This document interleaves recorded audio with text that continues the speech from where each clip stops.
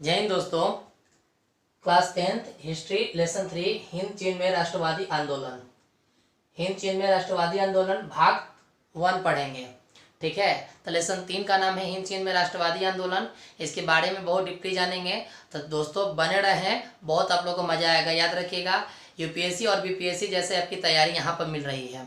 ठीक है दोस्तों, तो वीडियो को ज़्यादा से ज़्यादा शेयर करें और अच्छा लगे तो लाइक जरूर कर दें। अगर अच्छा लगे तो कमेंट में कुछ भी आप लोग जरूर लिखें कि हमें तनी सहूलियत हो। चलिए तो पहले जानते हैं हिंद चीन। हिंद चीन है क्या? हिंद का मतलब हिंदुस्तान और चीन का मतलब चाइना। ठीक है, हिंद का मतलब हिंदुस्तान और चीन का मतलब चाइना, यानी दोनों आपस में सटे हुए हैं। अब कैसे सटे हुए डायग्राम समझते हैं। देखिए, ऊपर वाला उत्तर, नीचे वाला दक्षिण। उत्तर दक्षिण पूरब पश्चिम, उत्तर दक्षिण पूरब पश्चिम।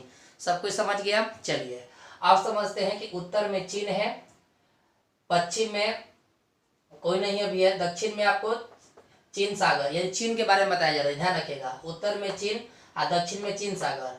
ठीक है, तो अब ध्यान रखिए उत्तर पूर्व में क्या आते हैं? वियतनाम आते हैं। वियतनाम आता है, यानी उत्तर पूर्व में क्या आता है? वियतनाम आता है। फिर देखिए उत्तर पश्चिम में क्या आता है? लाओस आता है। ठीक है, और दक्षिण पश्चिम में क्या आता है? कंबोडिया आता है। ठीक है दोस्तों, फिर समझते हैं हम लोग आगे। क्लियर? उत्तर पूर्व में क्या आता है? वियतनाम। क्लियर हो गया? ठीक है, दक्षिण पश्चिम में क्या आता है? कंबोडिया। उत्तर पश्चिम में लाओस है ना, दक्षिण पूर्व में हिंद चीन आता है। यहाँ तक तो समझ गए। चलिए अब यहाँ तक समझने के बाद अब समझेंगे सबकी बारीकी से। वियतनाम, लाओस, कंबोडिया और हिंद चीन। देखिए, वियतनाम की राजधानी हनोई है। वियतनाम की राजधानी कहाँ है? हनोई। लाओस की राजधानी कहाँ है? वियरटाइन है। वियरटाइन है ना, वेलेंटाइन मत कर देना सन, वियरटाइन कहना सब। क्लियर हो गया? कंबोडिया की राजधानी नाम पे। ठीक है, कंबोडिया की राजधानी नाम पे। वियतनाम के शासक कौन है? तोकिन है। क्या है? तोकिन। वियतनाम के शासक तोकिन। अरे इनका जीवन का आधार लाल घाटी से हुआ है। जीवन का आधार कहाँ से हुआ? लाल घाटी से। कंबोडिया के जीवन का आधार कहाँ हुआ? मेकांग नदी का मैदानी क्षेत्र, मेकांग नदी। कंबोडिया का कहाँ जीवन शैली बीता? मेकांग नदी पर। कोचिन चीन के जीवन का आधार कहाँ है? मेकांग नदी का डेल्टा पर, यानी इनका मेकांग नदी पर हुआ है, इनका मेकांग का डेल्टा क्षेत्र पर हुआ है। तो याद रखिएगा, वियतनाम की राजधानी हनोई हो गया। ठीक है, उसके बाद से आप लोग बताइएगा क्या? लाओस की राजधानी वियटान है ना, वियटाइन बताइएगा, वियटाइन। फिर उसके बाद कंबोडिया की राजधानी बताइएगा नाम पे। वियतनाम के शासक क्या है? तोकिन है, जिनका जीवन का आधार लाल घाटी से हुआ है। क्लियर? कंबोडिया के जीवन का आधार कार्ड कहाँ से हुआ है? मेकांग नदी के मैदानी क्षेत्र से।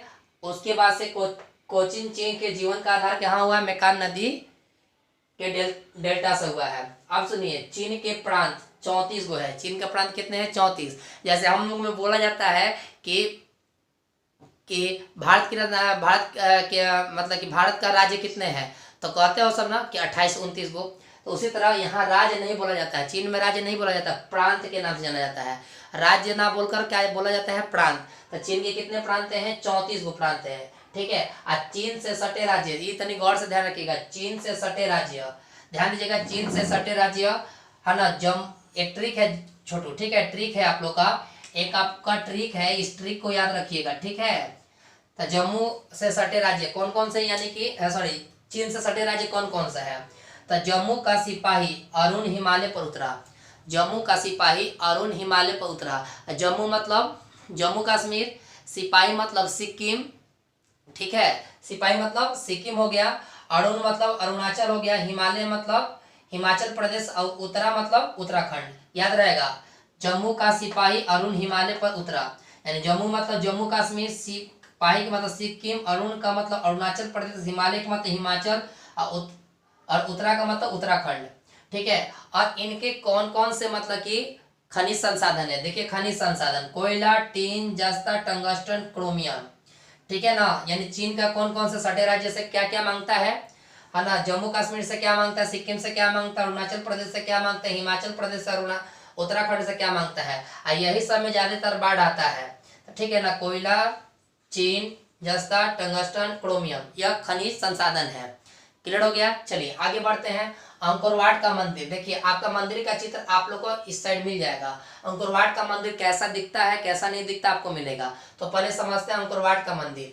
अंकोर वाट के मंदिर को आम भाषा में कहा जाता है खमेर भाषा। अंकोर वाट को क्या है, खमेर भाषा के नाम जाना जाता है। अंकोर वाट मंदिर का नाम भाषा किस नाम से है, खमेर भाषा से। कंबोडिया में दुनिया का सबसे बड़ा धार्मिक स्मारक है, दुनिया का सबसे बड़ा धार्मिक स्थान है, याद रखिएगा कंबोडिया में स्थापित है, ठीक है, कंबोडिया में है। अब ध्यान देखेंगे कि अंकोर वाट का मंदिर कितना में है, 162.6 हेक्टेयर यानी कि 16,26,000 वर्ग मीटर यानी कि 402 एकड़ में अंकोर वाट का मंदिर फैला हुआ है। तो एग्जामिनेशन में आया था अंकोर वाट का मंदिर कितने एकड़ में फैला हुआ, तो 402 बताइएगा, ठीक है। अगर ये पूछेगा कि अंकोर वाट का मंदिर कितने हेक्टेयर में है तो बताइए 162.6 हेक्टेयर में है इसका फैला हुआ है। अंकोर वाट का मंदिर का पुराना नाम क्या है, यशोधपुर नाम है। क्या नाम है, यशोधपुर नाम है। इसका निर्माण किसने करवाया था, सूर्यवर्मन द्वितीय ने, सूर्यवर्मन द्वितीय ने कराया था। वह क्या है, सम्राट थे वहां का। अगले आइए, अंकोर वाट का मंदिर किस नदी पर है, मेकांग नदी पर है। अंकोर वाट का मंदिर कहाँ पर है, मेकांग नदी पर है। कंबोडिया के राष्ट्र ध्वज पर, कंबोडिया के राष्ट्र ध्वज पर अंकोर वाट मंदिर का प्रतीक है। जो कंबोडिया का राष्ट्र ध्वज है, जैसे हम लोग को इंडिया का राष्ट्र ध्वज है, तिरंगा हम लोग का है ना, उस तरह कंबोडिया का राष्ट्र ध्वज पर कैची का प्रतीक है, हम लोग का काची का प्रतीक है, अशोक चक्र का है, तो उन लोग का भी अंकोर वाट मंदिर का प्रतीक है झंडा पर। अंकोर वाट मंदिर कहाँ है, तो देखिए छोटो गलत से लिखा गया है, लाओस में नहीं कंबोडिया में है। कहाँ पर है, कंबोडिया में है ना, कंबोडिया में। याद रहेगा कंबोडिया के दुनिया में कंबोडिया दुनिया में सबसे बड़ा धार्मिक स्थल है यही। यह हिंदू मंदिर है, क्या है हुआ, यह हिंदू मंदिर है। तक चलिए आइए, अंकोर वाट कैसा भाषा है, खमेर भाषा है। कंबोडिया में दुनिया का सबसे बड़ा धार्मिक स्थल है, ठीक है, यहाँ तक बता दीजिएगा। चलिए उसके बाद से अंकोर वाट का मंदिर कितने एकड़ में फैला हुआ है, 402 एकड़ में फैला हुआ है, ठीक है। यहाँ तक किसी को दिक्कत। अंकोर वाट मंदिर का पूरा नाम क्या है, यशोधपुर नाम है। इसका निर्माण किसने करवाया था, सूर्यवर्मन द्वितीय ने। और उसका किस नदी पर है, तो मेकांग नदी पर है। उसके बाद कंबोडिया के राष्ट्र ध्वज पर किसका चिन्ह है, किसका प्रतीक है, तो अंकोर वाट मंदिर का, ठीक है। यहाँ तक कंप्लीट। अंकोर वाट मंदिर कहाँ पर है, तो बोलिएगा कंबोडिया, यह एक हिंदू मंदिर है, ठीक है ना। अब आते हैं, इसी सब का लड़ाई का मतलब कि हिंदुस्तान और चाइना में होता रहता है। अब भाई एक तरफा अनुबंधन व्यवस्था क्या है, एक तरफा अनुबंधन व्यवस्था क्या है, तो आप बताइएगा बंधुआ मजदूरी है। अब बंधुआ मजदूरी होता क्या है, तो याद रखिएगा कोई भी वस्तु मजदूरों के अधिकार नहीं होता। जिस वस्तु पर मजदूरों का अधिकार नहीं होता, याद रखिए जिस वस्तु पर मजदूरों का अधिकार नहीं होता उसको बंधुआ मजदूरी कहते हैं। क्या कहते हैं, बंधुआ मजदूरी। तो आपका एक प्रश्न आया था कि एक तरफा अनुबंधन व्यवस्था क्या है, तो आप क्या बताइएगा कि बंधुआ मजदूरी है। चलिए अब आएंगे 1931 ईस्वी में वियतनाम विश्व का तीसरा बड़ा चावल निर्यातक देश बन गया। विश्व का तीसरा बड़ा चावल निर्यातक देश बन गया। सब आपका चाइना में है, सब क्लियर हो गया। चलिए अब आते हैं, हिंद चीन में बसने वाले फ्रांसीसी को क्या कहते हैं, तो कोलोन कहते हैं। क्या कहते हैं, कोलोन। जैसे इंडिया में बसने वाले आदमी को क्या कहते हैं, हिंदू, उसी तरह आप लोग को हिंद चीन में बसने वाले फ्रांसीसी को क्या कहते हैं, फ्रांसीसी लोग को कोलोन के नाम से जाना जाता है, ठीक है, याद रहेगा आप लोग को। चलिए आप इसका स्क्रीनशॉट ले लीजिए, ठीक है। फिर नेक्स्ट हम लोग देखते हैं। देखिए दोस्तों, हिंद चीन में राष्ट्रवाद के विकास, इसको भी बहुत बारीकी से समझेंगे। चलिए तो लिखा हुआ है क्या, हिंद चीन में राष्ट्रवाद के विकास। एक एक क्वेश्चन आप लोग को याद रखिएगा, मजेदार से पढ़ाया जा रहा है दोस्तों, तो प्लीज मेरा साथ दीजिए, वीडियो को शेयर करते रहिए वीडियो को शेयर, ठीक है। और सब बाई टॉपिक बाई टॉपिक ऐसे चित्र बना के लिखिएगा। लिखा गया राष्ट्रवाद के विकास। तो हिंद चीन में एक फ्रांसीसी उपनिवेशवाद को समय समय पर विद्रोह का स्थापना करना पड़ता था। यानी फ्रांसीसी जो है, फ्रांसीसी उपनिवेशवाद को समय समय पर क्या विद्रोह का सामना करना पड़ता था, यानी बार बार उसको लड़ना पड़ता था, ठीक है। फ्रांसीसी उपनिवेश छोटे छोटे मामलों में भी लोग अपना असंतोष प्रकट करने लगे थे। छोटे छोटे जो मामले होते थे वो भी अपना असंतोष प्रकट करने लगे थे, ठीक है। तब 1903 में फान बोई चाउ ने दुई तान होई नामक एक क्रांतिकारी संगठन की स्थापना की, जिसके नेता क्या थे, कुआंग दे थे। क्या थे, कुआंग थे। इसके नेता क्या थे, कुआंग थे, ठीक है। तब फान बोई चाउ ने the history of the loss of Vietnam लिखकर हलचल पैदा कर दी। हलचल पैदा कर दी। पहले फिर से इसको हम लोग समझते हैं।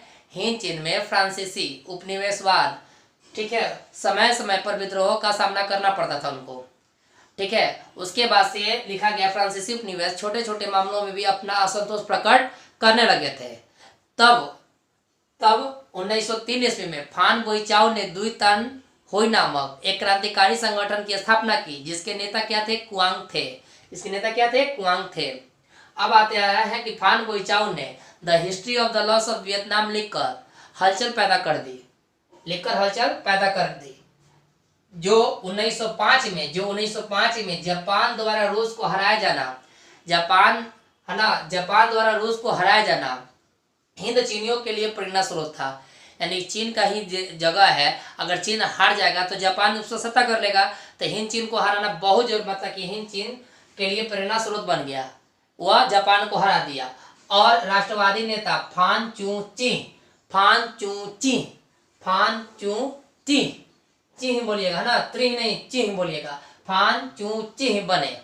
फिर देखिएगा 1905 में जापान द्वारा रूस को हराया जाना हिंद चीनियों के लिए प्रेरणा स्रोत था, ठीक है, श्रोता बन गया। और राष्ट्रवादी नेता फान चू चिह बने, ठीक है। जापान में शिक्षा प्राप्त करने गए छात्र फान चू चिह के समर्थक थे। क्या थे? फान चू चिह के क्या थे? समर्थक थे।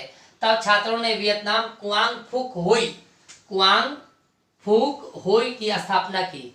क्लियर हो गया? हंसी तो आता ही होगा तुम लोग को भी। चलिए एक बार फिर से जानते हैं, ठीक है। हिंद चीन में फ्रांसीसी उपनिवेशवाद को बार बार विद्रोह का सामना करना पड़ रहा था, ठीक है, क्लियर हो गया, करना पड़ रहा था। तो फ्रांसीसी उपनिवेश छोटे छोटे मामलों में भी अपना असंतोष प्रकट करने लगे थे। तब 1903 में फान बोईचाओ ने द्वितन हुई नामक एक क्रांतिकारी संगठन की स्थापना की, जिसके नेता क्या थे? कुआंग थे। क्लियर हो गया? कुआंग थे। तब फान बोईचाओ ने the history of the loss of Vietnam लिखकर हलचल पैदा कर दी। यहाँ तक कंप्लीट हो गया, हलचल पैदा कर दी। तब 1905 में जापान द्वारा रूस को हराया जाना हिंद चीनियों के लिए प्रेरणा स्रोत बना, जिसके राष्ट्रीय नेता क्या थे? फान चू चिह थे। यहाँ तक कंप्लीट। चलिए, जापान में शिक्षा प्राप्त करने के लिए छात्रों ने फान चू चिह के समर्थक थे। तब छात्रों ने वियतनाम कुआंग फुक हुई की स्थापना की। क्या चीज की स्थापना की? फुक की स्थापना की। तो दोस्तों, आप लोग अच्छा समझ में आ गया होगा। आप लोग इसको कॉपी में नोट डाउन करेंगे और आप लोग लाइक करेंगे, शेयर करेंगे। चैनल पर नया है तो सब्सक्राइब जरूर कर लीजिए। हमेशा 3 दिन साइंस, 3 दिन आर्ट, 3 दिन साइंस, 3 दिन आर्ट्स चल रहा है और रेगुलर आप लोग का मैच चल रहा है, याद रखिएगा, है ना। क्लियर? तो आप लोग से उम्मीद रखते हैं दोस्तों कि आप लोग बहुत सारे लड़का या लड़की को जोड़ते रहोगे। तब तक के लिए जय हिंद। आप इसका स्क्रीनशॉट ले लीजिए।